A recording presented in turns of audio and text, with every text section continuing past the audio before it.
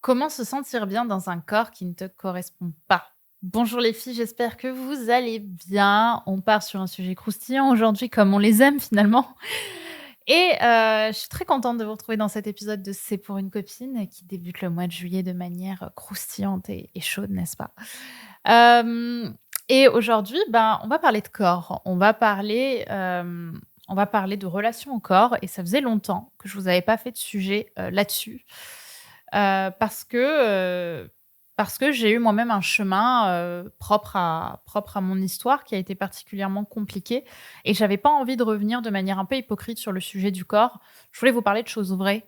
Je voulais vous parler du chemin en fait, de moi, de ce que j'ai aussi pu apprendre, comprendre à travers tout le travail que j'ai fait sur moi et peut-être vous aider d'une certaine manière aussi vous à vous sentir bien dans votre corps. Parce que déjà, ce qui est important, c'est que ce podcast, je pense qu'il s'adresse pas uniquement aux femmes qui se sentent trop grosses ou, trop maigres. On parle pas forcément de poids ici. On parle, d'un sentiment où on se sent mal dans sa peau et je vais être sincère avec vous, j'ai vu des femmes absolument magnifiques, au sens, mmh, inconscient collectif du terme, n'est-ce pas? Hem, des femmes tellement, tellement belles, vraiment, qui correspondent à ces stéréotypes qu'on imagine, hem, douter de leur physique, se sentir mal, se sentir en souffrance, ne pas reconnaître la personne qui est dans le miroir parce que finalement le corps, c'est pas quelque chose de superficiel. Je pense que l'image que nous donnent les médias justement, c'est un lien au corps qui est superficiel, alors qu'on a tous ici, in this place, un corps avec qui on a un lien très intime et très authentique, qu'on essaie trop souvent en fait de bloquer, parce que ça nous fait trop mal d'être en lien avec notre corps qui est finalement la maison dans laquelle on vit et qui abrite notre âme, donc forcément on a un lien particulier avec. Donc voilà, que ce soit de manière directe ou indirecte, si ce que tu vois dans le miroir te déçoit, que tu aimerais être autre chose, je pense que ce podcast peut s'adresser à toi. Et en fait, ce podcast, il commence là-dessus. Il commence sur ce autre chose. Il commence sur ce autre chose parce que autre chose, c'est quelqu'un d'autre.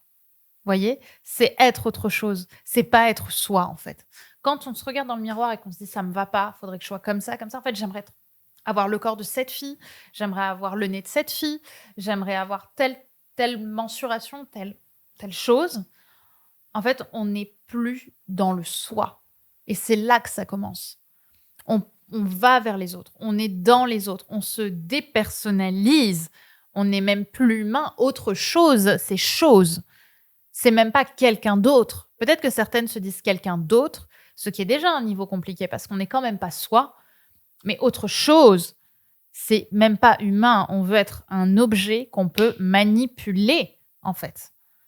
Et du coup, quand on se regarde dans le miroir et qu'on se sent déçu, qu'est-ce qui se passe? Eh bien, il se passe que cette autre chose, c'est la fuite. On a envie de fuir ce corps. Et quand on a envie de fuir ce corps, c'est qu'on a envie de se fuir soi. Vous comprenez? Quand on a envie de fuir ce corps on a envie de se fuir soi. On a envie de fuir sa maison. Parce qu'on ne se sent pas en sécurité dedans.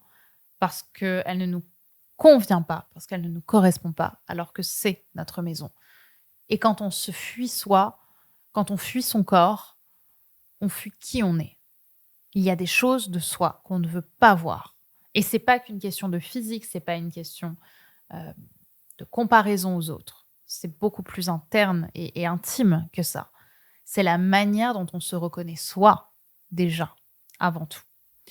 Donc, c'est là-dessus que j'aimerais continuer, en fait, parce que c'est complètement utopique de vouloir dissocier l'âme et le corps.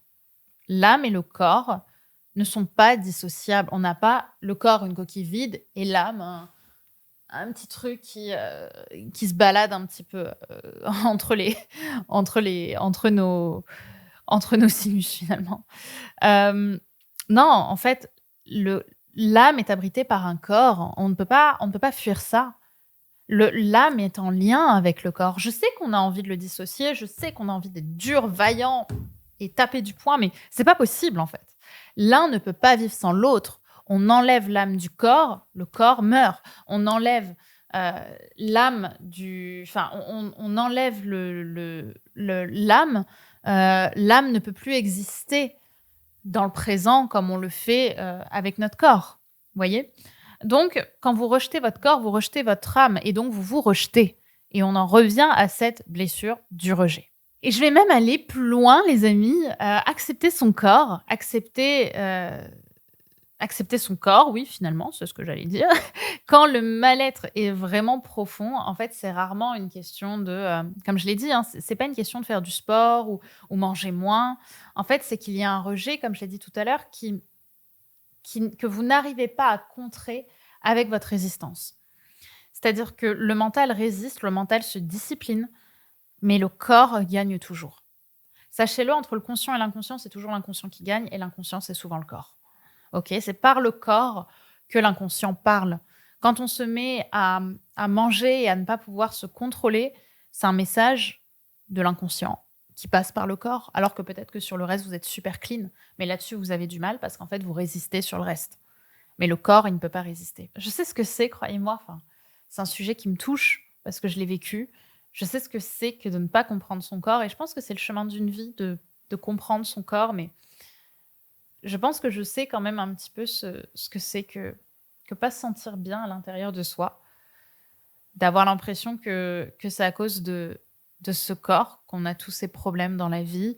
Peut-être même que c'est à cause de ça que tu es célibataire parce que tu n'as pas un beau corps et que les hommes, ils aiment les corps tout fins, tout sveltes. Enfin voilà, selon ce qui, selon toi, et le corps idéal. Je veux dire, j'ai entendu des brunes me dire que le rêve des hommes, c'était d'avoir une blonde aux yeux bleus et j'ai entendu des blondes aux yeux bleus me dire que ce que les hommes rêvaient d'avoir, c'était des latinos. Donc voilà, chacun a sa définition. Enfin, des latinas. Je ne sais pas si on dit latino pour une femme. En fait, je pense que le corps, c'est un pont entre le conscient et l'inconscient. En fait, c'est ce que je pourrais appeler la terre du milieu. Parce qu'on a d'un côté notre conscient qui est dans l'extérieur et à l'intérieur de notre corps, notre inconscient qui travaille. C'est l'endroit où les océans se rencontrent. Vous voyez, il y a une image, je ne sais pas si vous avez déjà vu cette image sur Internet où on a l'océan Atlantique et l'océan Pacifique qui se rejoignent. Et en fait, il y a une espèce de démarcation. Je vous invite à regarder cette image, elle est impressionnante. C'est un endroit de la Terre où, comme ce n'est pas la même condensation de sel, on voit une vraie différence entre l'océan Pacifique et l'océan Atlantique. Et en fait, il y a une espèce de bande entre les deux. Et j'ai envie de dire que cette bande, c'est le corps. C'est le corps entre les deux océans. C'est le corps entre le conscient et l'inconscient. Parce qu'en fait, votre corps, c'est pas votre poids. Votre corps, c'est aussi votre sourire, c'est aussi votre santé, c'est aussi vos yeux qui regardent le monde. Ce n'est pas que ce que vous voyez consciemment et qui vous dérange de vous. Et ce qu'on oublie, c'est qu'on pense que du coup, notre inconscient, il est dégueulasse parce que notre corps est, selon nos termes, dégueulasse. Mais en réalité, on ne voit jamais ce qui est beau en nous. On ne voit jamais, au final, là où notre inconscient rayonne sur notre corps. On s'attache à voir ce qui ne nous va pas parce que justement, on a besoin de se rejeter, on a besoin de s'apporter de la violence quand on ne s'aime pas. Et pourtant, avant de travailler sur ce que tu n'aimes pas, j'aimerais te rappeler vraiment profondément qu'il y a des choses que tu aimes et il y a des choses qui rayonnent dans ton corps et sur ton corps. Mais encore une fois, je ne parle pas de ton super sourire de manière superficielle. Je dis que ton sourire est un pont entre ton conscient et ton inconscient. Et que si aujourd'hui tu te sens belle, et si aujourd'hui ton sourire est rayonnant, c'est qu'il y a quelque chose de rayonnant à l'intérieur de toi, dans ton inconscient qui fait pont. Arrêtons de voir les choses de manière binaire. Soit je suis grosse et rien ne va, soit je suis mal dans mon corps et rien ne va, soit je suis super bien et tout va. Non, on a tous nos failles qui ressortent à travers notre corps. Tous. Peu importe notre corps, encore une fois. Donc ces sourires, ces yeux qui regardent le monde, cette manière que tu as de positionner tes mains, c'est aussi en fait une manière pour toi de te rappeler que tu es en accord avec certaines choses en toi, en fait, parce qu'on est tous sur le chemin et que pour autant, il n'est pas blanc ou noir. Il est de 1000 nuances différentes. Il est de 50 nuances de grey, n'est-ce pas? Bref. Bon, du coup, Il y a sûrement des choses qui physiquement sont en accord avec qui tu as envie d'être et peut-être que tu vas résister, hein, quand je te dis ça, peut-être qu'il y a des choses sur lesquelles tu vas te dire: «Ben, non, moi rien ne va, hein». Non, en fait, réfléchis, va au-delà de la résistance. Pousse-toi à voir à ressentir les choses. Putain, arrête d'être en résistance avec ton corps. Va chercher ces sentiments, va chercher ces émotions. Parce que de la même manière que ton corps peut interpréter ce qu'il y a de cassé en toi, à travers justement toutes ces failles, et tu seras aimé aussi pour ces failles. Il montre ce qu'il y a de beau en toi dans ton âme. Il montre ce qu'il y a de beau en toi à travers ce sourire, à travers ses yeux, à travers ces sentiments que tu ressens à travers ton corps. C'est tout ça en fait. On ne peut pas vivre sans failles, mais on ne peut pas vivre non plus sans amour. On a besoin des deux, on a besoin des failles et de l'amour. D'ailleurs, c'est pas binaire, c'est un tout en fait. Donc commence par ça. Si tu veux t'accepter, commence par retrouver l'amour. Commence à remettre l'amour au centre. C'est ça qui est important. Donc, pour le reste, les parties que tu n'aimes pas de toi, que tu n'arrives pas à reconnaître, comme les tiennes, en fait, ce sont des parties de toi qui ne rêvent que d'une chose, c'est d'être reconnues par toi. Toutes ces parties de toi ont envie d'être reconnues. De toute façon, tout en notre corps, hein, je vous le rappelle, a besoin de reconnaissance. On est tous à la recherche de notre absolue reconnaissance tout au long de notre vie, à travers les mots qu'on dit, à travers le corps qu'on a, à travers les émotions qu'on a. C'est de la reconnaissance de soi et des autres. On a envie de vivre, on a envie de se sentir vivant et plus que tout, on a envie de transcender la mort et c'est pour ça qu'on a besoin d'être reconnu par les autres. Ça va beaucoup plus loin en fait qu'une histoire de corps qu'on regarde comme ça et on se dit je devrais avoir moins de cellulite. Non, ça va beaucoup plus loin. Donc toutes ces parties-là ont besoin de toi. Toutes ces parties-là réclament ta reconnaissance. En fait, tout ce qui apporte de l'attention en toi a besoin de toi. Et la reconnaissance, encore une fois, c'est de l'amour. Et ça, c'est pas une méthode. Je suis désolée, les filles, il n'y a pas 4 étapes pour être bien dans son corps. Même si j'ai pu le dire dans certaines vidéos, parce que j'y croyais à ce moment-là et que je suis sûre que ça continue d'aider des gens. Mais dans le fond, c'est pas une méthode, c'est pas la méthode. Ce qui compte, c'est remettre l'amour au centre. Ces parties de toi ont besoin d'être reconnues. Elles portent un message qui est un message de demande d'amour. Aime-moi, voilà ce que te dit ton corps.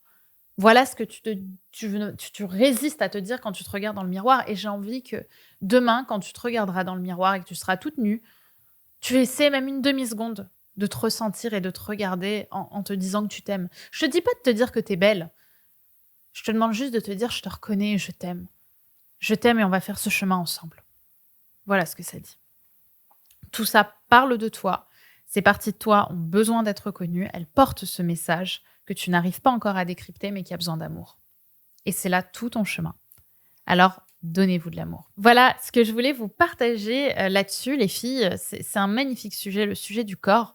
Si tu as envie d'aller plus loin, sache qu'en ce moment, on propose la formation Reine du sexe 2, qui est justement ma formation autour de l'acceptation du corps, mais aussi de l'acceptation de sa sexualité, de trouver sa sexualité dans ce monde où c'est très compliqué de trouver sa sexualité. Et j'ai pris le choix dans cette formation d'interviewer des femmes de tous les horizons qui vont vous permettre, de connecter aussi à votre corps avec une kiné, avec une femme qui est danseuse de cabaret, avec une experte du cycle aussi.